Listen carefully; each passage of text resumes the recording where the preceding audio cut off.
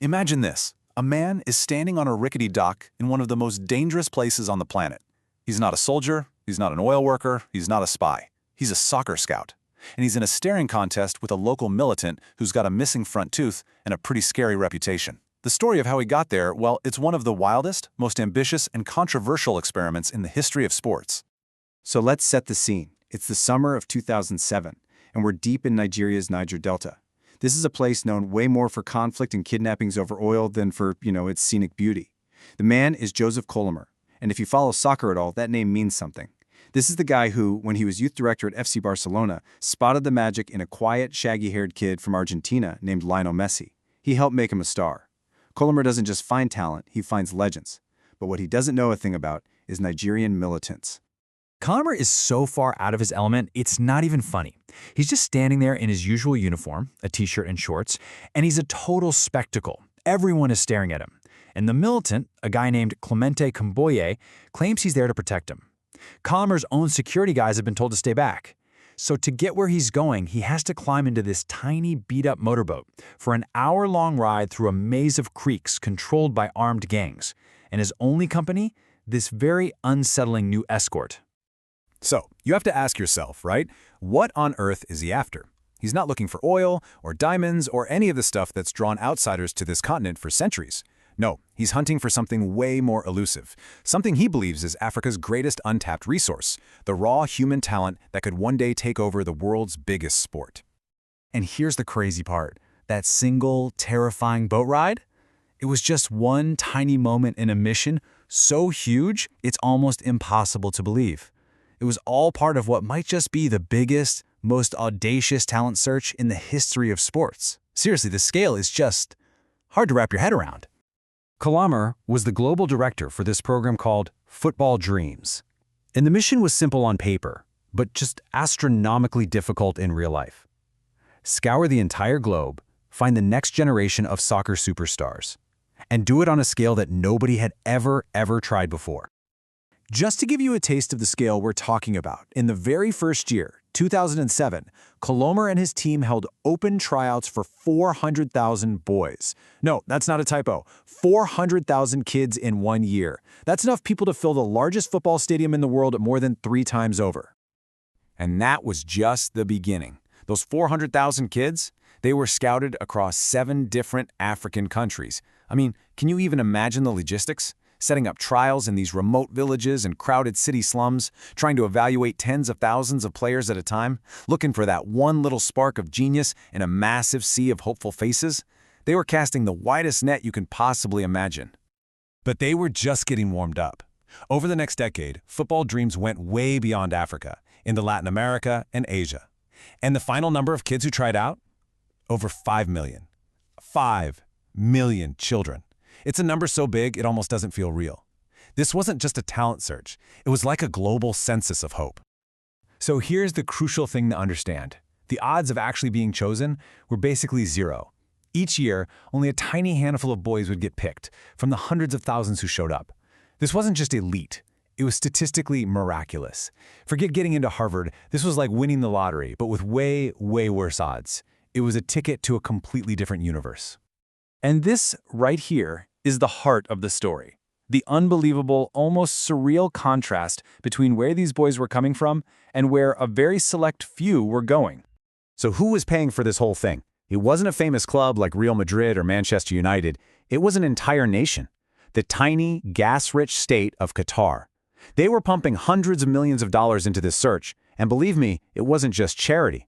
This was a long-term investment. With the 2022 World Cup coming up, Qatar was trying to become a major force in the world's most popular sport.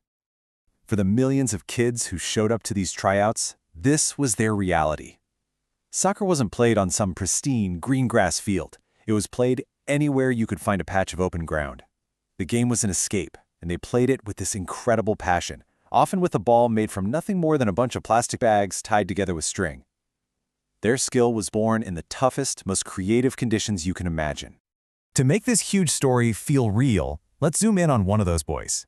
This is Bernard Appiah from Accra, Ghana. He was a small midfielder, but so quick and relentless they called him the Tornado. And like so many others, Bernard grew up playing in the dirt courtyard of his school. just dreaming of being a star. For us, he's the face of those millions of kids. And the destination for the lucky few, it was a world they literally couldn't have even imagined. Aspire Academy in Doha, Qatar, a $1.3 billion palace dedicated to sports. I mean, it looks like a spaceship just landed in the desert. It has perfect fields, 5-star hotels for rooms, and even speakers in the gardens that pipe in the sounds of birds chirping. For a kid like Bernard, arriving there from a dirt pitch in Accra, it wasn't like moving to a new country. It was like landing on another planet. So, the dream seems perfect, right?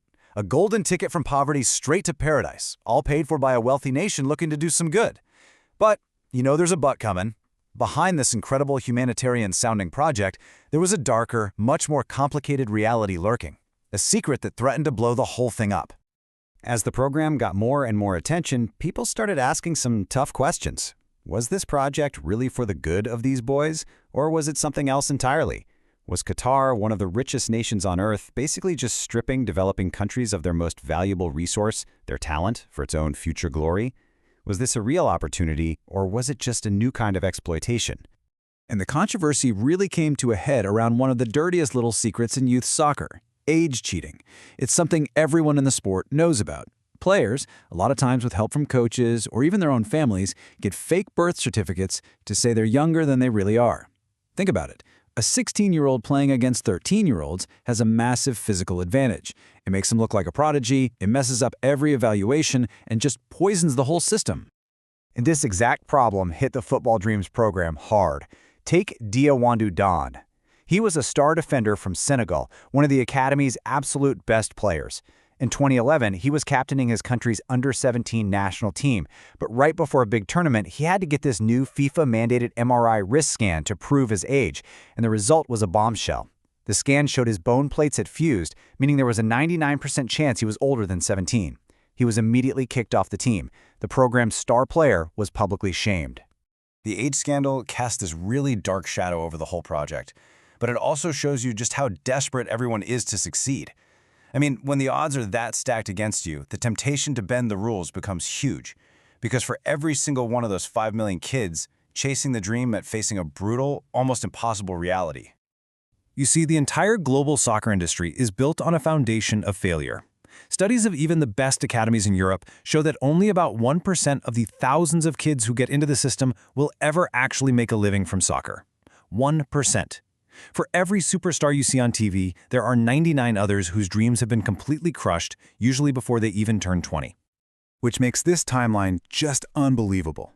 Despite that age-cheating scandal that got him kicked off his national team in disgrace, Diawandu Danye didn't just survive, he thrived.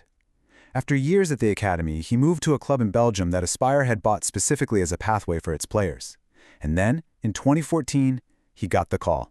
He had signed a contract with FC Barcelona. He had actually made it. He was the 1%. The Alwandu's journey is the fairy tale, right? The 1 in a million shot that makes this whole massive, controversial gamble feel like it was all worth it. It's the story the program was designed to create. But his story isn't the only one.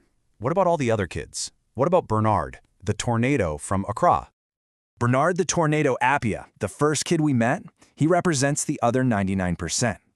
After showing so much promise at Aspire, a messy fight over his player registration between his local coach and the academy just made his dream fall apart.